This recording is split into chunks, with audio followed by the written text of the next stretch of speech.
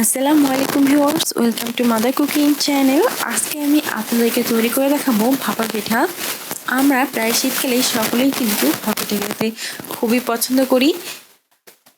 আজকে আমি আপনারা কিভাবে খুব সহজে ভাপা পিঠা তৈরি করতে পারবেন এবং খুবই অল্প সময়ে ভাপা পিঠাটা তৈরি করতে পারবেন এবং কিভাবে খুবই ভালোভাবে এবং পারফেক্ট ভাপা পিঠা তৈরি করা যায় তার রেসিপি নিয়ে আপনাদের সামনে হাজির হলাম।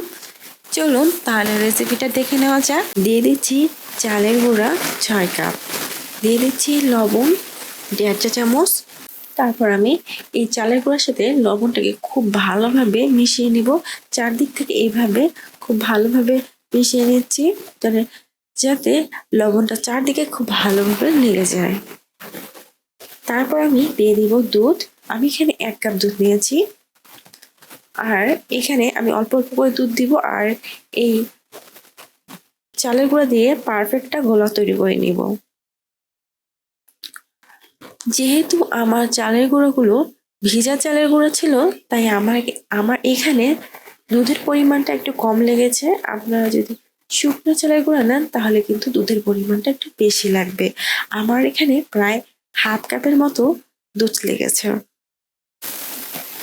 আমি অনবরত নাড়িয়ে নাড়িয়ে এই দুধটাকে এই চালের গুঁড়োর সাথে এভাবে খুবই ভালোভাবে মিশিয়ে নিচ্ছি।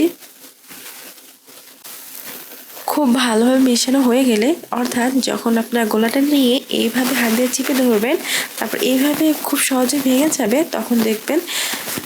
তখন বুঝবেন যে আপনাদের চালের গুঁড়ার গোলাটা কিন্তু একেবারে পারফেক্টভাবে রেডি হয়ে গেছে। এখন আমি একটা মশারি নিচ্ছি, আর অবশ্যই মশারিটা খুব ভালোভাবে ধুয়ে এবং গরম পানিতে ধুয়ে নেওয়ার চেষ্টা করবেন। এখন এই মশারির মধ্যে এইভাবে একদিক থেকে একজন ধরবেন আর এক সাইড আরেকজনকে ধরতে লাগিয়ে দিয়ে এইভাবে চালের গোলাগুলো এর মধ্যে দিয়ে এভাবে নেড়ে নেড়ে খুব সুন্দর একটা গোলা তৈরি করে নিতে পারবেন। আর এটা খুবই পারফেক্ট গোলা হবে, আর এটা কিন্তু খুব সহজে এবং খুব স্বল্প সময়ে এটা তৈরি করে নেওয়া সম্ভব হয়। আমরা অনেক সময় পারফেক্ট একটা গোলা তৈরি করার জন্য ছাঁকনি ব্যবহার করি, এতে করে কিন্তু সময়টা একটু বেশি লাগে, আর এইভাবে করলে সময়টা একটু কম লাগে এবং খুব অল্প সময়ে অনেকগুলো চালের গোড়া এইভাবে চেলে নেওয়া সম্ভব হয়। দেখুন কতটা সুন্দর হয়েছে আর গোলাটা কতটা পারফেক্ট হয়ে গেছে। আমি সবগুলো এভাবে চেলে নিয়েছি। এখন আমি এখানে একটা বাটি নিয়ে নিয়েছি। এখন এই বাটির মধ্যে দিয়ে দিব গোলাটা, দিয়ে দিব চারদিক থেকে এভাবে ছড়িয়ে ছিটিয়ে দিচ্ছি। তার উপর দিয়ে দিচ্ছি গুড়, এভাবে ছড়িয়ে ছিটিয়ে দিতে হবে চারদিক থেকে। তারপর দিয়ে দিচ্ছি নারকেল। আমি চেষ্টা করছি যে নারকেলটা একটু মোটা করে কুড়ানোর, এতে করে কিন্তু তাতে চাবার লাগলে খেতে বেশ ভালোই লাগে। দিয়ে দিচ্ছি কাঠবাদাম, কিশমিশ, কাজু বাদাম। তার উপর দিয়ে আবারও গোলাটা দিয়ে দিচ্ছি। তারপর আবারও দিয়ে দিচ্ছি গুড়, নারকেল, কাঠবাদাম, কাজু বাদাম, কিশমিশ। আমি এখানে মোটে 3টা লেয়ার করে নিব। 2টা লেয়ার অলরেডি হয়ে গেছে। এখন আমি উপরের লেয়ারটা করে নিচ্ছি। তারপর দিয়ে দিচ্ছি চালের গুঁড়া, আবার উপর দিক দিয়ে চারদিক থেকে ছড়িয়ে ছিটিয়ে গুড় দিয়ে দিচ্ছি নারকেল, কাঠবাদাম, কিশমিশ, কাজু বাদাম।